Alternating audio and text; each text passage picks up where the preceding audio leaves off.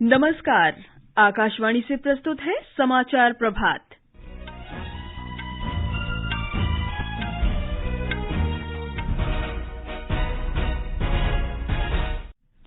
विदेश मंत्री सुब्रमण्यम जयशंकर ने कहा, भारत G20 समूह की अध्यक्षता के दौरान यूक्रेन सहित अंतर्राष्ट्रीय मुद्दों पर आम सहमति बनाने का प्रयास करेगा। भारत ने दिसंबर के लिए संयुक्त राष्ट्र सुरक्षा परिषद की अध्यक्षता ग्रहण की। माल और सेवा कर संग्रह नवंबर में 11% बढ़कर 1,45,000 करोड़ रुपए से अधिक रहा। सरकार ने FM रेडियो चैनलों पर मादक पदार्थ, हथियार और गैंगस्टर को महिमा मंडित नहीं करने का परामर्श जारी किया। और फीफा विश्व कप में जापान ने स्पेन को हराकर प्री क्वार्टर फाइनल में प्रवेश किया। कोस्टारिका को 4-2 से हराने के बावजूद जर्मनी प्रतियोगिता से बाहर।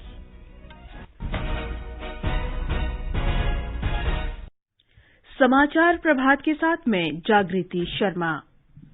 विदेश मंत्री सुब्रमण्यम जयशंकर ने कहा है कि भारत G20 समूह की अध्यक्षता के दौरान यूक्रेन सहित कई वैश्विक मुद्दों पर विचार विमर्श के माध्यम से आम सहमति बनाने का प्रयास करेगा। भारत ने कल 1 वर्ष के लिए G20 की अध्यक्षता औपचारिक रूप से ग्रहण की। कल पहले दिन नई दिल्ली में G20 विश्वविद्यालय संपर्क युवाओं की भागीदारी विषय पर विशेष कार्यक्रम आयोजित किया गया। कार्यक्रम को संबोधित करते हुए डॉ एस जयशंकर ने कहा कि भारत एशिया, अफ्रीका और लैटिन अमेरिका सहित विश्व के दक्षिणी देशों की आवाज के रूप में उभरने का प्रयास करेगा।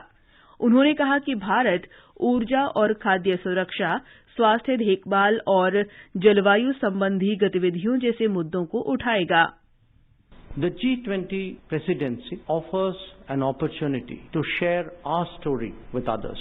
And it is also a time when we must become the voice of the global south that is otherwise underrepresented in such forums. Countries of Asia, Africa and Latin America trust India to speak up for them. G20 समूह विश्व के 20 प्रमुख विकसित और विकासशील देशों का अंतर सरकारी मंच है, जो अंतर्राष्ट्रीय व्यापार सहयोग के लिए महत्वपूर्ण संस्था है। भारत ने दिसंबर महीने के लिए संयुक्त राष्ट्र सुरक्षा परिषद की अध्यक्षता संभाल ली है। संयुक्त राष्ट्र सुरक्षा परिषद के निर्वाचित सदस्य के रूप में अपने 2 साल के कार्यकाल में भारत ने दूसरी बार परिषद की अध्यक्षता ग्रहण की है। भारत ने इससे पहले पिछले वर्ष अगस्त में सुरक्षा परिषद की अध्यक्षता संभाली थी। संयुक्त राष्ट्र में भारत की स्थायी प्रतिनिधि रुचिरा कंबोज ने कहा कि भारत की संयुक्त राष्ट्र सुरक्षा परिषद की अध्यक्षता के दौरान 14 और 15 दिसंबर को 2 प्रमुख बैठकें होंगी। ये बैठकें बहुपक्षवाद के नए स्वरूप और आतंकवाद की रोकथाम के बारे में आयोजित की जाएंगी। The External Affairs Minister of India, Dr. S. Jaishankar, will chair an open debate of the Security Council on 14th December, which we hope will encourage member states to exchange ideas on key issues, specifically how to inject new life into multilateralism in order to ensure that the tools we have today are adequate to address the challenges of the future. विदेश मंत्रालय ने कहा है कि Bharat Wassenaar व्यवस्था की अध्यक्षता 1 जनवरी को संभालेगा। विदेश मंत्रालय के प्रवक्ता अरिंदम बागची ने कहा कि वासेनार व्यवस्था बहुपक्षीय निर्यात नियंत्रण प्रशासन है, जिसमें सदस्य देश पारंपरिक हथियारों के हस्तांतरण जैसे विभिन्न मुद्दों पर सूचना का आदान प्रदान करते हैं। भारत 7 दिसंबर 2017 को वासेनार व्यवस्था का 42वां सदस्य बना था। भारत के निर्यात नियंत्रण प्रशासन में प्रवेश से परमाणु अप्रसार क्षेत्र में देश की साख बढ़ेगी। हालांकि भारत परमाणु अप्रसार संधि का सदस्य नहीं है। गुजरात विधानसभा चुनाव के दूसरे और अंतिम चरण के लिए प्रचार चरम पर है। सभी राजनीतिक दलों के वरिष्ठ नेता मतदाताओं को अपने पक्ष में करने के सभी प्रयास कर रहे हैं। प्रचार कल समाप्त हो जाएगा। इस चरण में 833 उम्मीदवार मैदान में हैं। भारतीय जनता पार्टी के वरिष्ठ नेता और प्रधानमंत्री नरेंद्र मोदी और गृहमंत्री अमित शाह आज अहमदाबाद सहित कई स्थानों पर रैलियों को संबोधित करेंगे।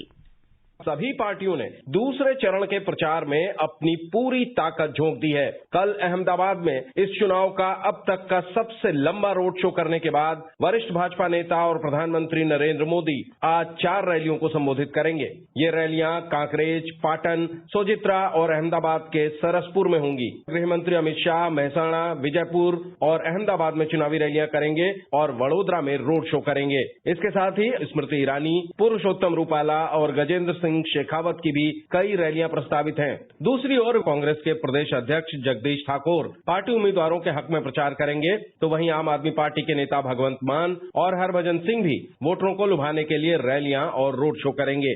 अपर्णा खुंट के साथ सुशील चंद्र तिवारी, आकाशवाणी समाचार, अहमदाबाद। इस बीच गुजरात में कल पहले चरण का मतदान शांतिपूर्ण रहा। इस दौरान 60% से अधिक मतदान हुआ।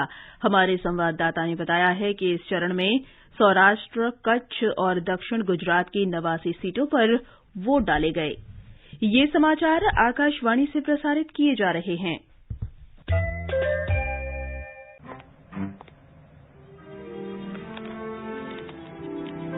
इतनी जल्दी पैसे डबल? ओह, जमा करोगे तो फिर भुगतोगे। चलो, ऐसी लुभाने वाली स्कीम में पैसे जमा करना यानी धोखे की संभावना, इसलिए पहले पूरी जांच, उसके बाद पैसे जमा, नहीं तो आपके पैसे हो जाएंगे पुर्र। आरबीआई कहता है जानकार बनिए, सतर्क रहिए।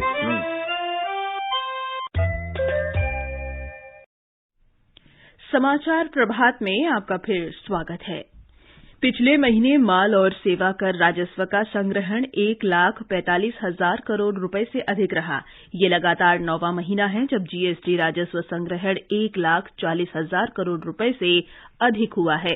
वित्त मंत्रालय ने कहा है कि इस वर्ष नवंबर में जीएसटी संग्रहण पिछले वर्ष इसी अवधि की तुलना में 11% अधिक हुआ है। पिछले वर्ष नवंबर में 1,31,000 करोड़ रुपए से अधिक का जीएसटी संग्रहण हुआ था। केंद्र ने नवंबर में राज्यों और केंद्र शासित प्रदेशों को माल और सेवा कर क्षतिपूर्ति के रूप में 17,000 करोड़ रुपए जारी किए थे। केंद्र ने एफएम रेडियो चैनलों से कहा है कि वे मादक पदार्थ, हथियार और गैंगस्टर का महिमा मंडन करने वाले गीतों का प्रसारण न करें, क्योंकि ऐसे विषय बच्चों पर दुष्प्रभाव डालते हैं और गैंगस्टर संस्कृति को बढ़ावा देते हैं। सूचना और प्रसारण मंत्रालय के परामर्श में कहा गया है कि ऐसे गीतों और विषयों का प्रसारण आकाशवाणी कार्यक्रम आचार संहिता का उल्लंघन है। संहिता के उल्लंघन पर दंडात्मक कार्रवाई की जाएगी। सरकार ने फिर कहा है कि प्रधानमंत्री फसल बीमा योजना के अंतर्गत प्राकृतिक जोखिम से संबंधित फसल नुकसान का समग्र बीमा कवरेज देने के लिए वह वचनबद्ध है। प्रधानमंत्री फसल बीमा योजना विश्व में तीसरी सबसे बड़ी फसल बीमा योजना है। प्रति वर्ष इस योजना के लिए लगभग 5 करोड़ आवेदन मिल रहे हैं। इस तरह आने वाले वर्षों में ये योजना विश्व भर में पहले नंबर पर पहुंच जाएगी। नीति आयोग के अटल नवाचार अभियान ने सामुदायिक नवाचार फेलोशिप के लिए आवेदन आमंत्रित किए हैं। ये 1 साल का फेलोशिप कार्यक्रम है। इसका उद्देश्य ज्ञानवर्धन की सुविधा प्रदान करना और नव उद्यमियों के लिए बुनियादी ढांचा उपलब्ध करवाना है। इस कार्यक्रम के अंतर्गत 22 इनोवेटर फेलो का प्रशिक्षित किया जा रहा है। वर्तमान में 9 राज्यों में ऐसे 14 केंद्र हैं। असम के सिलचर में आज से सिलहट महोत्सव शुरू हो रहा है। केंद्रीय पर्यटन, संस्कृति और पूर्वोत्तर क्षेत्र विकास मंत्री जी किशन रेड्डी और बांग्लादेश के विदेश मंत्री डॉक्टर ए.के. अब्दुल मोमेन महोत्सव का उद्घाटन करेंगे। 5 दिन तक चलने वाले इस महोत्सव का आयोजन संस्कृति मंत्रालय और इंडिया फाउंडेशन की ओर से किया जा रहा है। भारतीय तटरक्षक बल ने श्रीलंका के 4 मछुआरों को सुरक्षित बचा लिया है। ये मछुआरे 63 दिन से लापता थे। मछुआरे 25 सितंबर को नौका लेकर रवाना हुए और अंडमान निकोबार में एक छोटे द्वीप कमोटा के निकट पहुंच गए थे। नौका में तकनीकी खराबी के कारण उनका संपर्क टूट गया था। स्थानीय मछुआरों को इस नौका के बारे में पता चला और उन्होंने तटरक्षक बल को इसकी जानकारी दी। मछुआरों को श्रीलंका भेजने के लिए कार्यवाही की जा रही है। चीन की उप प्रधानमंत्री सन चुनलान ने कहा है कि देश कोविड महामारी की रोकथाम के मामले में नई स्थिति का सामना कर रहा है। इससे ओमिक्रॉन वायरस कम घातक हो गया है। वे कोविड की रोकथाम के उपायों के लिए सर्वाधिक जिम्मेदार अधिकारियों में से एक हैं। उनके इस बयान को चीन की शून्य कोविड नीति में बदलाव के संकेत के रूप में देखा जा रहा है। सरकार की कोविड नीति को लेकर चीन में व्यापक विरोध प्रदर्शन किए गए थे। और अब फुटबॉल विश्व कप की खबरों के साथ हमारे संवाददाता आनंद श्रीवास्तव।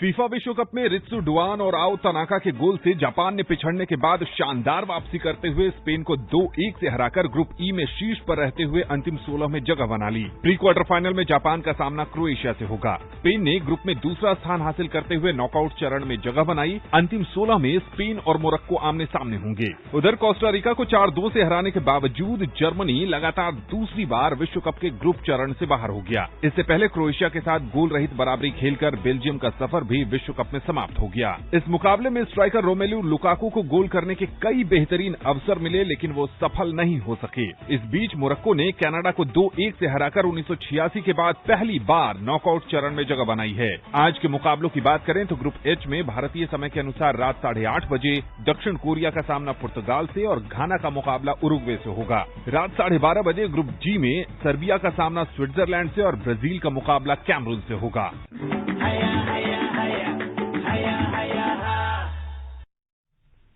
थाईलैंड में एशिया जूनियर बैडमिंटन चैंपियनशिप के अंडर 17 वर्ग में भारत की उन्नति हुड्डा ने लड़कियों के सिंगल्स क्वार्टर फाइनल में जगह बना ली है। आज उन्नति का सामना दक्षिण कोरिया की मिन जी किम से होगा।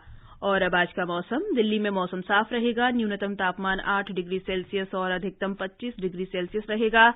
मुंबई और चेन्नई में बादल छाए रहेंगे। कोलकाता में मौसम साफ रहेगा। जम्मू, श्रीनगर और मुजफ्फराबाद में आसमान साफ रहेगा। लेह और गिलगित में बादल छाए रहेंगे। इन स्थानों पर न्यूनतम तापमान 2 से 3 डिग्री नीचे और अधिकतम 15 डिग्री सेल्सियस रह सकता है। गुवाहाटी और अगरतला में बादल छाए रहेंगे। आइजॉल, इम्फाल, कोहिमा और शिलंग में भी बादल छाए रहेंगे। ये समाचार हमारी वेबसाइट newsonair.gov.in/hindi पर भी उपलब्ध हैं। और अब समाचार पत्रों की सुर्खियों के साथ हैं फरहत नाज। धन्यवाद जागृति। भारत के G20 समूह की अध्यक्षता ग्रहण करने की खबर दैनिक जागरण सहित सभी अखबारों की सुर्खी है। पत्र ने प्रधानमंत्री के वसुधैव कुटुंबकम के वक्तव्य को प्रमुखता दी है। हमारा युग युद्ध का नहीं होना चाहिए। दैनिक ट्रिब्यून ने विदेश मंत्री एस जयशंकर का कथन प्रथम पृष्ठ पर दिया है। सिर्फ बातें नहीं, सामूहिक कार्रवाई पर होगा जोर। जनसत्ता ने रोशन हुए 100 स्मारक शीर्षक के साथ रोशनी में नहाए लाल किले की तस्वीर प्रकाशित की है। टैक्सी ड्राइवर बनेंगे पर्यटन स्थलों के ब्रांड एम्बेसडर शीर्षक से राष्ट्रीय सहारा ने सम्मेलन के दौरान पर्यटन को प्रोत्साहन के प्रयास को प्रमुखता दी है। गुजरात विधानसभा चुनाव के मतदान पर दैनिक भास्कर का विश्लेषण है। 10 साल की सबसे कम वोटिंग, एक भी जिले में 2017 से ज्यादा वोट नहीं। जम्मू कश्मीर में राज्य पुनर्गठन विधेयक में संशोधन की तैयारी पर राजस्थान पत्रिका का शीर्षक है, कश्मीरी पंडितों का जम्मू कश्मीर विधानसभा में होगा मनोनयन। सुप्रीम कोर्ट के इतिहास में तीसरी बार सिर्फ महिला जजों की पीठ द्वारा सुनवाई की खबर को हरिभूमि ने सचित्र प्रकाशित किया है। डिजी यात्रा पहल की शुरुआत पर हिन्दुस्तान ने खबर दी है, हवाई अड्डे पर चेहरा ही बोर्डिंग पास होगा। प्रदूषण की मार झेल रहे दिल्ली एनसीआर के लिए वायु गुणवत्ता प्रबंधन आयोग का फैसला नवभारत टाइम्स ने पहले पृष्ठ पर दिया है। जनवरी से एनसीआर में सिर्फ सीएनजी और इलेक्ट्रिक ऑटो। और अंत में मुख्य समाचार एक बार फिर। विदेश मंत्री सुब्रमण्यम जयशंकर ने कहा, भारत G20 समूह की अध्यक्षता के दौरान यूक्रेन सहित अंतर्राष्ट्रीय मुद्दों पर आम सहमति बनाने का प्रयास करेगा। भारत ने दिसंबर के लिए संयुक्त राष्ट्र सुरक्षा परिषद की अध्यक्षता ग्रहण की। माल और सेवा कर संग्रह नवंबर में 11% बढ़कर 1,45,000 करोड़ रुपए से अधिक रहा। सरकार ने एफएम रेडियो चैनलों पर मादक पदार्थ, हथियार और गैंगस्टर को महिमा मंडित नहीं करने का परामर्श जारी किया। और फीफा विश्व कप में जापान ने स्पेन को हराकर प्री क्वार्टर फाइनल में प्रवेश किया। कोस्टारिका को 4-2 से हराने के बावजूद जर्मनी प्रतियोगिता से बाहर। इसके साथ ही समाचार प्रभात का ये अंक समाप्त हुआ। नमस्कार।